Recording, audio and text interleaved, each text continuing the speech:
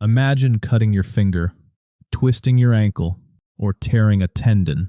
Now, imagine there was a molecule that could tell your body, repair this, faster. For years, people on the internet have claimed that molecule exists. Athletes talk about it, biohackers swear by it. Professional sports organizations have banned it, yet your doctor almost certainly won't prescribe it.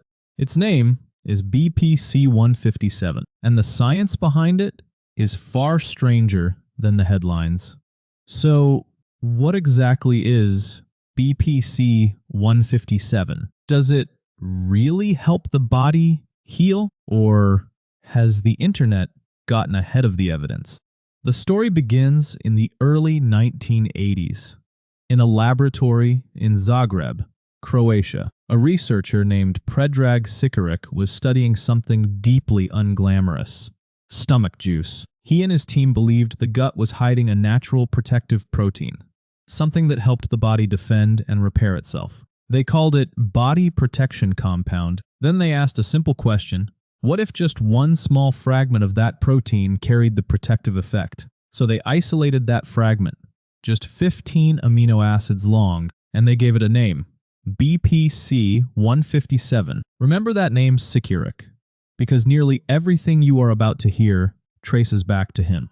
The first experiments looked almost unbelievable. Cuts healed faster, tendons appeared stronger, ligaments recovered sooner, damaged intestines seemed to repair themselves. Again and again, animals given BPC 157 appeared to recover better than expected. Sikaric's team kept going. They tested it on muscles, bones, and nerves, blood vessels, even the brain. And every year, the list of things it seemed to help grew longer.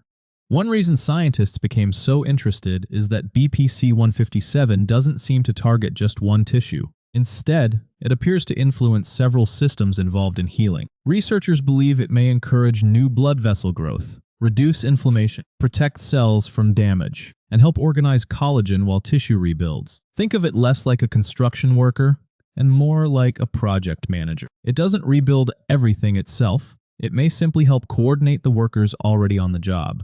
If all of that sounds exciting, it is. But now comes the most important part of the story. Almost everything you've just heard comes from animal research: rats, mice, laboratory studies, and a striking amount of it comes from that same lab in Zagreb. Not large human clinical trials. That's a bigger problem than it sounds. History is full of treatments that looked incredible in animals and failed completely in humans. Some simply didn't work. Some had side effects nobody saw coming. Others couldn't be reproduced when another lab tried. That's why medical science doesn't stop when something works in a laboratory. It starts there.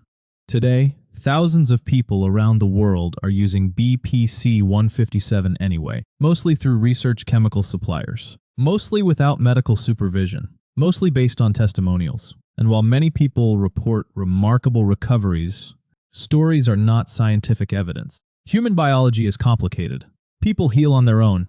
Placebo effects are real. Without carefully controlled clinical trials, it's impossible to know how much of the improvement comes from the peptide and how much would have happened anyway. There's another important point. BPC 157 has not been approved as a medicine by major regulators, not the United States Food and Drug Administration, and not Health Canada. Researchers are still chasing the biggest questions. Does it actually work in humans? What's the safe dose? What are the long-term risks? Could there be side effects that don't show up for years? Right now, nobody truly knows. That uncertainty hasn't stopped athletes from paying attention. In 2022, the World Anti-Doping Agency added BPC 157 to its prohibited list. In fact, it was the first substance ever named, by example, in the category for drugs that no health authority anywhere has approved. Not because it's been proven to boost performance in healthy athletes, but because it may influence healing and recovery, and there simply isn't enough evidence to establish its safety or its fairness in sport. So, is BPC 157 a breakthrough or just another internet fad? The honest answer is, we don't know yet. The laboratory research is genuinely fascinating. The animal studies are promising. But medicine has learned a hard lesson over the years. Promise is not proof.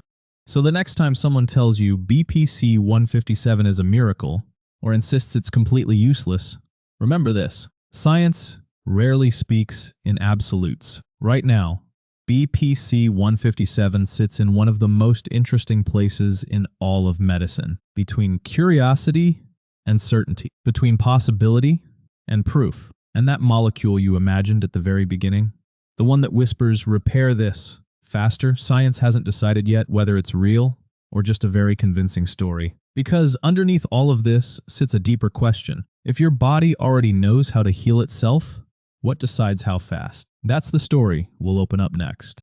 Thanks for watching Brainstorm Bob. If this made you think, hit subscribe for more curiosity, ideas, and real answers. See you in the next one.